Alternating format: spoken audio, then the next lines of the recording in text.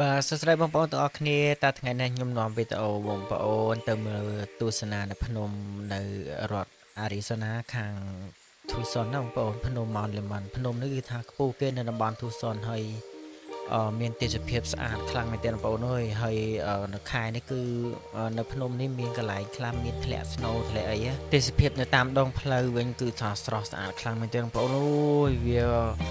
ផ្លូវកោងលិចកោងកោតមើលទៅឡើងប្លែកភ្នែកមែនទែនហើយសំខាន់យើងមើលទៅខាងក្រោមឡងសន្លឹមបងប្អូនដោយសារភ្នំនៅតំបន់នេះខ្ពស់ជាងគេបំផុតបងប្អូនឡើងខតឡើងជិះមកដល់នេះដូចជិះនៅក្នុងលើយន្តហោះចឹងបងប្អូនឡើងហឹងទៅជីអលីងប្រយហឹងទៅជីហ្មងវាដោយសារវាយើងនៅលើភ្នំវាសំពេចខ្យល់ខ្ពស់ពេកចឹងបងប្អូនមកដល់លើភ្នំហើយមានអ្នកជិះកង់មកដល់អ្នកទៀតគឺទៅអ្នកស្រឡាញ់កាងកៃឡាជិះកង់គឺតស៊ូមែនទែនមកផ្លូវវាចោតការគាត់ប្រកែកជិះកង់មែនទែនបងប្អូនជិះកង់ឡើងលើភ្នំហ្មងហើយផ្លូវមិនស្រួលជិះណាបងប្អូនឡើងចុះគេធ្វើភ្នំនេះគេធ្វើគេពុះភ្នំធ្វើហ្មងបងប្អូនភ្នំនៅនេះគ្មាន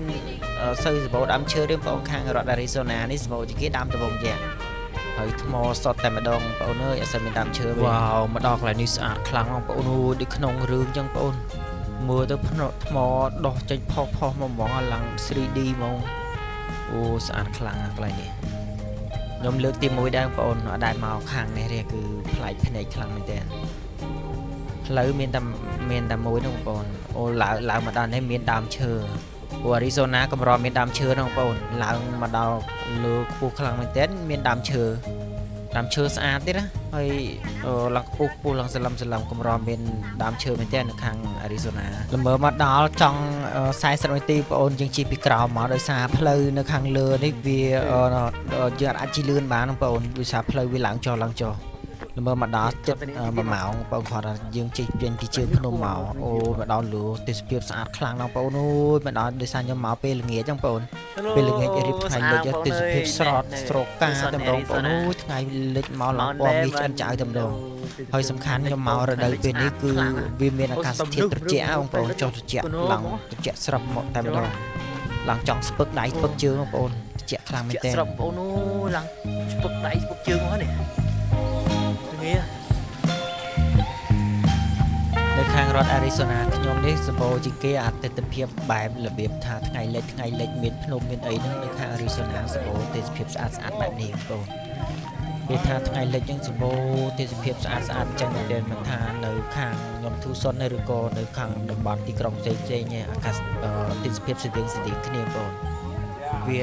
លក្ខណៈថាអំណោយមានទៅដោយមានភ្នំមានដើមទ្រង់ចាក់មានអីចឹងដល់ចឹងមើលទៅវាប្លែកអារម្មណ៍មួយយ៉ាងបងប្អូនទស្សនភាពនេះគឺថាលើកទី1ក្នុងឆាកជីវិតបងប្អូនដែលឃើញទស្សនភាពណាស្អាតបែបនេះទេដោយសារនៅភ្នំនេះវាជ្រៅជាងគេបងប្អូនទៅជ្រៅតែម្ដងក្រើមកជាមួយស៊ូមួយមើលណាអូជ្រៅហ្នឹងជ្រៅភ្នំនេះជ្រៅពុះខ្លាំងវុបនិយាយពីថាថ្មបងប្អូនអូយថ្មដោះដូចផែនគេរៀបចឹងបងប្អូនឡើងមើលទៅឡើងស្រស់ស្អាតមែនទែនហ្មងវាដោះចេញពីធម្មជាតិមើលទៅឡើងស្រស់ត្រកាតែម្ដងបងប្អូនអូយមើលទៅឡើងជាក់ភ្នែកហ្មងអានេះអណ្ដែតឡើងលើហ្មងដូចថ្មគេដាក់យកទៅបន្ទប់តែពេលថ្មវាដោះស្រាប់ខ្លួនឯងហ្នឹងបងប្អូនធម្មជាតិសុទ្ធសាធតែម្ដងតាចាំមានផ្លូវដើរមែនហើយចុះនេះដើរទៅឡើងកើតអត់ហ្នឹងចាទេទៅលើអត់វិញចៅពេកអាចឆ្កែតែលឿនអាំងទៅទេមាន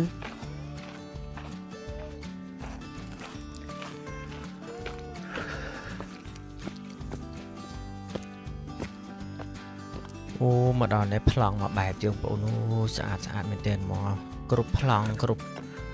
ជ្រុងគ្រប់មុំគឺថាស្រស់ស្អាតខ្លាំងមែនទែនបងប្អូនអូយមេឃវាជះមកពលឺវាជះមកចេញពណ៌មាសមើលទៅដូចដុំភ្នំមាសចឹងបងប្អូនអាមកខាងទៀតហើយមើលដាច់ផ្ទុយភ្នែកមែនទែនយល់ភ្នំច្រើនអូមនុស្សច្រើនទៅមកវងហើយមនុស្សមកពេលល្ងាចកាន់តែមកច្រើនទៀតបងប្អូនគេមកទស្សនាគយគន់ថ្ងៃរៀបលិច ពូនៅនេះកន្លែងថ្ងៃរៀបលិចនឹងស្រស់ស្អាតជាងគេមកហើយជនជាតិ អូវាយូស្អាតខ្ សហ លាំង រដ្ឋអាមេរិកគេចូលចិត្តរបៀប ស្អាត ថា ហ្មង របៀបអាំង ឡង ថ្ងៃ ជ្រៅ ឯរបៀបថ្ងៃលិចថ្ងៃអីចឹង ស្លាប់ហ្មង គេចូលចិត្តមែនតើហើយទេសភាពវិញអូយបាច់និយាយហ្មងបងប្អូនអូយស្អាតពេកហ្មងអត់ដែលឃើញទេខ្ញុំលើកទី1ដែលឃើញទស្សនភាពស្អាតបែបនេះ អូនៅឡើងអាដល់កពូលមើល ណូអ្នកខ្លះទៅឡើងអង្គុយលើអាកពូលភ្នំបងប្អូនល្ងាចឡើងមនុស្សរត់ទៅបុកមកហ្មងច្រើនទៅមានទាំង នេះមកដាក់មកដាក់តាមគេតាមឯងមកធំនេះច្រើនឃើញសុបាយ មកអស់បងប្អូនអើយច្រើនមែនតើហ្មងណាហើយសំខាន់ណាពេលរៀបល្ងាចចឹងបងប្អូនអាកាសធាតុចុះត្រជាក់ស្រាប់តែម្ដងបងប្អូនចង់ល្ងាជ្រុលទៀតណាវ៉ាវស្អាតខ្លាំងណាស់បងប្អូនអើយដើរកាន់តែមកមុខរត់តែស្អាតទៅហ្មងដោយសារឃើញទិដ្ឋភាពអាចលើភ្នំនឹងរត់តែច្បាស់ទៅអូស្អាតខ្លាំងណាស់បងប្អូនថ្ងៃជះកាំរស្មីមកឡើងឆ្វាចតែម្ដងបងប្អូនអូយស្អាតខ្លាំងណាស់ស្អាតខ្លាំងណាស់បងប្អូនអើយណូអ្នកខ្លះនៅលើកពូលភ្នំឡើងទៅលើច្ដប់នោះលើទៀតឆ្ងាយទៀតអូដល់កងបងប្អូនអើយខ្វាកមួយថតឡើង full memory អស់នេះ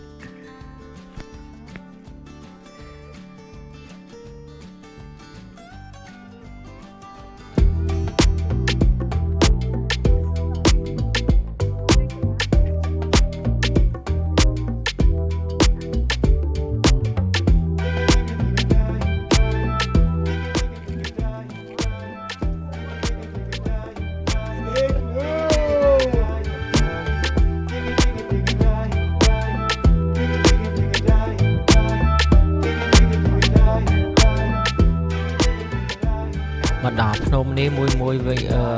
គឺថាខ្វាកឬថតរូបថតអីចង់ទៅវិញទៅបងអូដោយសារស្ដាយទៀតភាពស្អាតពេកដែលបានមក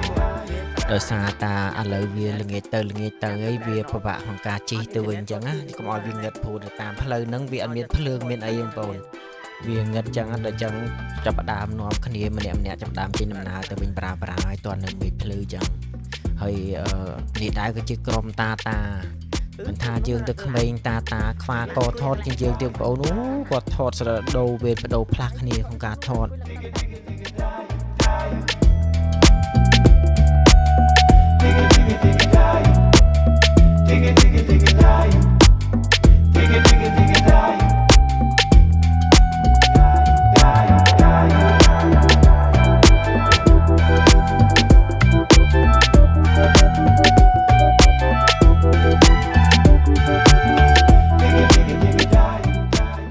ឥឡូវវីដេអូរបស់ខ្ញុំបានមកដល់ទីបញ្ចប់ហើយសូមអរគុណបងប្អូនទាំងអស់គ្នាដែលចំណាយពេលដ៏មានតម្លៃមកតាមដានវីដេអូនេះរហូតដល់ចប់សូមកុំភ្លេចចុច Subscribe Channel ខ្ញុំ YouTube ម្នាក់មួយផងដើម្បីទទួលបានវីដេអូថ្មីៗអំពីរដ្ឋ Arizona ក្នុងសហរដ្ឋអាមេរិកសូមអរគុណសូមជម្រាបលាជួបគ្នានៅវីដេអូក្រោយ